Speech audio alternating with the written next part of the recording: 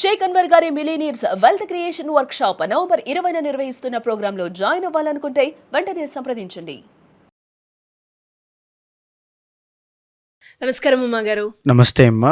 మూలా నక్షత్రం వారి యొక్క గుణగణాలు ఈ విధంగా ఉంటాయి. నవంబర్ నుంచి డిసెంబర్ వరకు ఆర్థికంగా, విద్యాపరంగా, సంతానపరంగా ఎలా ఉంటుంది, ఏ సందర్భాల్లో జాగ్రత్తలు పాటించాల్సిన అవసరం ఉందంటారు? తప్పకుండా అండి. మూలా నక్షత్రము ఏ నక్షత్రం అయినా సరే మనం ఒక నవంబర్, ఒక డిసెంబర్ ఇలా 2 మాస ఫలితాలు చెప్పుకునేటువంటి క్రమంలో వారి యొక్క గుణగణాలు, క్యారెక్టరిస్టిక్స్ని మనం అడ్రస్ చేసి చెప్పడం వల్ల మంచి ఇంపాక్ట్ అనేటువంటిది క్రియేట్ చేస్తుంది. అండ్ వాళ్ళకు ఉండేటువంటి లోటుపాట్లు కానీ జాగ్రత్తలు కానీ తీసుకోవడానికి ఇంకా బాగా దోహదపడుతుంది. సో ఈ క్రమంలో ఈ మూలా నక్షత్రం అనేటువంటిది ధనస్సు రాశిలో సంచారం చేసేటువంటి నక్షత్రం అండి. మూలా నక్షత్రానికి అధిపతి కేతు అవుతారు. జీవితంలో వీళ్ళకు ఉండేటువంటిది రెండు. ఒకటి ఇన్కన్సిస్టెన్సీ, రెండోది డివోషన్. డివోషన్ అంటే భక్తి అండి. అపరిమితమైనటువంటి భక్తి వీళ్ళ జీవితంలో ఉంటుంది. అంటే దాన ధర్మాలు విపరీతంగా చేయడం కానీ, అన్నదానాలు చేయడం కానీ, లేకపోతే 10 మందికి పెట్టే చేయవడం కానీ, భగవత్ సేవలో మంత్రానుష్ఠానంలో నిమగ్నం అవ్వడం కానీ, ఇవన్నీ కూడా మూలా నక్షత్రం వాళ్ళకి చాలా బాగుంటాయండి. ఎక్స్ట్రాడినరీగా కలిసి వస్తాయి వీళ్ళకి. అండ్ వీళ్ళ డివోషన్లో ఏ స్థాయికి వెళ్తారంటే నిస్వార్థమైనటువంటి భక్తికి లోపలికి వెళ్ళిపోతారు. అంతటి డివోషన్ వీళ్ళకి 30s దాటిన తర్వాత నుంచి ఇంకా బాగా కనబడుతుంది. అయితే ద ఒరిజినల్ ఫస్ట్ లార్డ్ వీళ్ళకి గురుడు అవ్వడం వల్ల పుట్టుకతోనే భాగ్యవంతులు, పుట్టుకతోనే అదృష్టంతో జన్మించడం వీళ్ళకి యొక్క ఉండేటువంటిదండి. సెకండ్ అండ్ థర్డ్ లార్డ్ వీళ్ళకి శని అవుతుంటారు. ఉద్యోగ ప్రాప్తి కూడా చాలా ఎర్లీ స్టేజ్లో వస్తుంది. కానీ అది నిలబడుతుందా లేదా అనేటువంటిది మాత్రం సందేహం. ఎందుకు?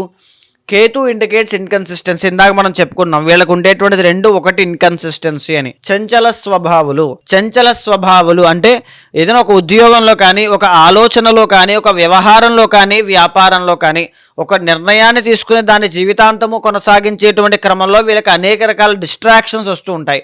అంటే ఇచ్చిన మాటని ఒక్కొక్క సందర్భంలో వీళ్ళే తప్పాల్సి వస్తుంది.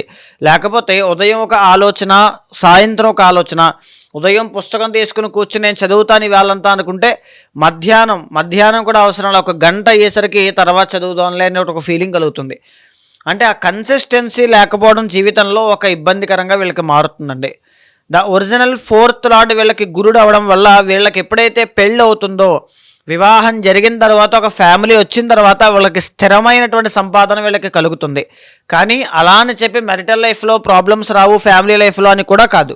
ఖచ్చితంగా అవి కూడా ఉంటాయి. ఎందుకు అంటే 7th and 10th లార్డ్ వీళ్ళకి బుధుడు అవుతారు. ఎలా ఉంటుందంటే మోస్ట్ ఆఫ్ ది టైం మూలా నక్షత్రం వాళ్ళకి వాళ్ళ యొక్క బంధువుల్లో ఉండేటువంటి స్పౌస్, పార్ట్నర్ వచ్చే అవకాశాలు చాలా ఎక్కువగా ఉంటాయి. ఈవెన్ పెళ్లి చేసుకున్న తర్వాత కూడా అది 2 మ్యారేజెస్కి దారితీసే అవకాశాలు కూడా ఎక్కువ ఉంటాయండి. బికాస్ బుధుడు ఇండికేట్స్ 2 కాబట్టి ఆ విషయంలో జాగ్రత్తగా ఉండాలి. అండ్ ఈవెన్ మనం చూస్తే 5th and 12th లార్డ్ వీళ్ళకి కుజుడు అండి. పుట్టినటువంటి సంతానం వల్ల వీళ్ళకి కలిసి వచ్చే యోగం ఉంటుంది. కానీ వాళ్ళు పెరిగే కొద్దీ తల్లిదండ్రుల నుంచి దూరంగా వెళ్ళి విదేశాల్లో బ్రతకడం కానీ ఇలాంటివి కూడా కనబడుతూ ఉంటాయి.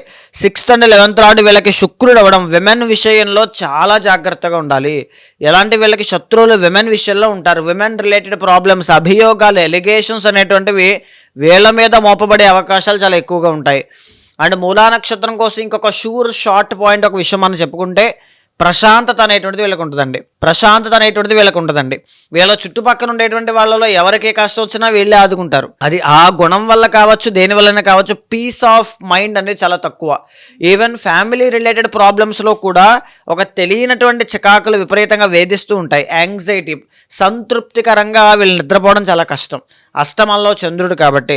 అండ్ హెల్త్ ఇష్యూస్ కూడా డయాబెటీస్ కానీ, హార్మోనల్ ఇంబ్యాలెన్సెస్ కానీ, గైనిక్ ఇష్యూస్ కానీ, గుప్త రోగములు అంటే మగవాళ్ళకి కానీ ఆడవాళ్ళకి కానీ బయటికి చెప్పుకోలేనటువంటి ఆరోగ్య సమస్యలు కొన్ని ఉంటాయి. అలాంటివి కావచ్చు, వచ్చే అవకాశములు చాలా ఎక్కువగా ఉంటాయి. 9th లార్డ్ రవి అవ్వడం వల్ల పిత్రార్జితమైనటువంటి ఆస్తి వీళ్ళని బాగా కాపాడుతుంది. అంటే స్థిరమైనటువంటి సంపాదన అండి వీళ్ళది. ఎలా ఉంటుందంటే పిత్రార్జితం, వీళ్ళకి వచ్చే ఆస్తిపాస్తులు కానీ, వీళ్ళకి సడన్గా కలిసి వచ్చేటువంటిది ఒక గవర్నమెంట్ జాబ్ రూపంలో కానీ, ఏదైనా ఫండ్స్ రూపంలో కానీ చాలా బాగుంటాయి. సో మూలా నక్షత్రం వాళ్ళ పక్కన ఉంటే వీళ్ళకు ఉన్నా లేకపోయినా పక్క వాళ్ళకి మాత్రం లోటు చేయకుండా పెడతారు, అప్పు చేసైనా పెడతారనమాట. అలాంటి గుణగణాలు వీళ్ళకు ఉంటాయండి. ద ఒరిజినల్ 10th లార్డ్ వీళ్ళకి బుధుడు మల్టిపుల్ వేస్లో ఆలోచించాలి, మల్టిపుల్ వేస్ నుంచి డబ్బు సంపాదించాలి అనేటువంటి తపన వీళ్ళకి చాలా బాగుంటుంది. 10th లార్డ్ ఎప్పుడైతే బుధుడు అవుతాడో వ్యాపార రంగంలో కూడా ముందడుగు వేసే అవకాశాలు చాలా బాగుంటాయి. సో ఇలాంటి గుణగణాలు ఉండేటువంటి మూలా నక్షత్ర జాతకులకి నవంబర్ డిసెంబర్ మాసంలో ఎలా కనబడుతుంది మనం చూస్తే, ఫస్ట్ ఆఫ్ ఆల్ వీళ్ళకి గురు బలము అనేటువంటిది కరెంట్ ఇప్పుడు మనం మాట్లాడుకునేటువంటి సందర్భంలో లేదండి. డిసెంబర్ 5వ తారీఖు దాటిన తర్వాత నుంచి వీళ్ళకి గురుడు 7th హౌస్లోకి ఎంటర్ అయిన తర్వాత మళ్ళా గురు బలం పెరుగుతుంది. వివాహాది శుభ కార్యక్రమాలన్నీ కూడా అనుకూలిస్తాయి. వ్యాపారాది విషయాల్లో లాభాలు చూస్తారు. డబ్బు అనేటువంటిది కానీ, సంతాన విషయంలో కానీ, ఫ్యామిలీ రిలేషన్స్ విషయంలో కానీ అన్నీ కూడా చాలా మంచి విషయాలు జరుగుతాయండి. టిల్ 2026 వరకు బాగుంటుంది. 2026 మార్చ్ దాకా కూడా ఎలాంటి మార్పులు ఉండవు. ఈవెన్ ఇంకొక విషయం మనం చెప్పుకోవాలంటే అండి, ఇప్పుడు ఏదైతే కరెంట్ సిచ్యువేషన్లో డిసెంబర్ 5వ తారీఖు దాకా వీళ్ళకి గురు బలం లేదో, నవంబర్ 12వ తారీఖున గురుడు రీట్రోగ్రేడ్ అవుతున్నారు, అంటే వక్రిస్తున్నారనమాట. వక్రించినప్పుడు ఆ గ్రహానికి ఉండేటువంటి బలం రెట్టింపు అవుతుంది. అది పాజిటివ్ ఆర్ నెగిటివ్ ఏదైనా కావచ్చు. సో ఈ క్రమంలో ఏం జరుగుతుంది అంటే వీళ్ళకి ఉద్యోగ అవకాశాల్లో కాస్త ఇబ్బందులు రావడం కానీ, అవమానాలు ఎక్కువగా చూసేటువంటి అవకాశములు కానీ, ఈవెన్ ఆర్థికంగా అంటే మనీ విషయంలో చాలా టైట్ అవ్వడం, తెలియనటువంటి విచిత్రమైనటువంటి పరిస్థితులు సంభవించడం లాంటివి చాలా ఎక్కువగా కలుగుతాయండి. ఆ విషయంలో చాలా జాగ్రత్తగా ఉండాలి. అండ్ ఇంకొకటి, ఓన్లీ డిసెంబర్ 5th వరకు మాత్రమేనండి. డిసెంబర్ 5th దాటిందని ఉంటే ఖచ్చితంగా గురుబలం పెరిగిపోతుంది, మీకు ఏం ప్రాబ్లం లేదు. అయితే ఇంకొక విషయం మనం చెప్పుకోవాలంటే, లాభస్థానంలో రవి అనేటువంటి ఆయన నీచ స్థితిలో 9th లార్డ్ అయి ఉన్నారు.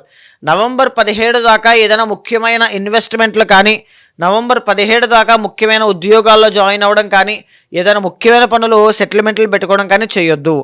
నవంబర్ 17 దాటిన తర్వాత రవి 12వ స్థానంలోకి వెళ్ళినప్పటికీ కూడా రవి దోషం ఉన్నా సరే నీచ దోషం అనేటువంటిది పోతుంది. సో నవంబర్ 17 తర్వాత కూడా కొంచెం ఆరోగ్య విషయాల్లో జాగ్రత్తగా ఉండాలి. డబ్బులు బాగా ఖర్చు అవుతాయి కూడా. నవంబర్ 17 తర్వాత డిసెంబర్ 17లో బాగా ఖర్చు అవుతాయండి, విపరీతంగా ఖర్చులు.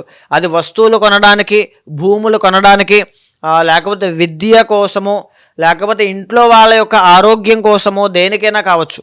కానీ ఖచ్చితంగా డబ్బులు విపరీతంగా నవంబర్ మాసంలో ఖర్చు అవుతాయి. అయితే భాగ్యంలో కేతుగ్రహ సంచారము ఫ్లో ఆఫ్ మనీలో ఇన్కన్సిస్టెన్సీని సూచన చేస్తోంది. 4వ స్థానంలో శనిగ్రహ సంచారం జరుగుతోంది.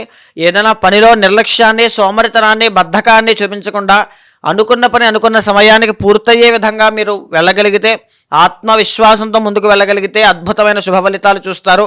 డిసెంబర్ 5వ తారీఖు తర్వాత మాత్రము ఎలా లేదన్నా ఆర్థిక సమస్యలన్నీ కూడా క్లియర్ అవుతాయి. ఏమీ టెన్షన్ పడాల్సిన పని లేదు. సో ఇప్పుడున్న పరిస్థితుల్లో శివుడికి అభిషేకం చేయడం వల్ల కానీ, గురు చరిత్ర పారాయణ చేయడం వల్ల కానీ, దక్షిణామూర్తి యొక్క ఆరాధన చేయడం వల్ల కానీ గురుబలం పెరిగి విశేషమైన శుభ ఫలితాలు తప్పకుండా చూస్తారమ్మా. ఉమ్మగారు, మీరు అన్నట్టుగానే ఇంకా ఎవరికైనా కూడా వారి యొక్క పర్సనల్ చాట్ని మీ దగ్గర చూపించుకొని వాళ్ళు ఏదైతే సమస్య ఎదుర్కొంటున్నారో దానికి తగ్గట్టుగా పరిష్కారం తెలుసుకోవాలి అనుకునే వాళ్ళు ఎవరైనా కూడా మిమ్మల్ని అప్రోచ్ అవ్వాలి అంటే ఏ విధంగా ఉంటుందంటారు? తప్పకుండా అమ్మా. చాలా మంది ఒక గైడెన్స్ అనేటువంటిది ఉంటే బాగుంటుంది. ఒక కొత్తగా ఉద్యోగంలోకి వెళ్తున్నాం, ఇది బాగుంటుందా, ఇంకొక చోట ఎక్కడైనా చేస్తే బాగుంటుందా, ఈ టైంలో జాబ్ మారితే బాగుంటుందా, మారకపోతే బాగుంటుందా, ఒక మ్యాచ్ వచ్చింది దాంట్లో ఎలా ముందుకు వెళ్ళాలి, ఓన్లీ పాయింట్స్ ఏమేమి చూసుకున్నాం, లేకపోతే సంతాన విషయంలో ఏదైనా సందేహాలు కానీ, ఏదైనా ఇన్వెస్ట్మెంట్ రూపంలో కానీ గైడెన్స్ ఉంటే చాలా బాగుంటుంది అనుకుంటారు. అలాంటి వాళ్ళందరికీ కూడా ఖచ్చితంగా మీ వెనకాల నేను ఉంటానండి.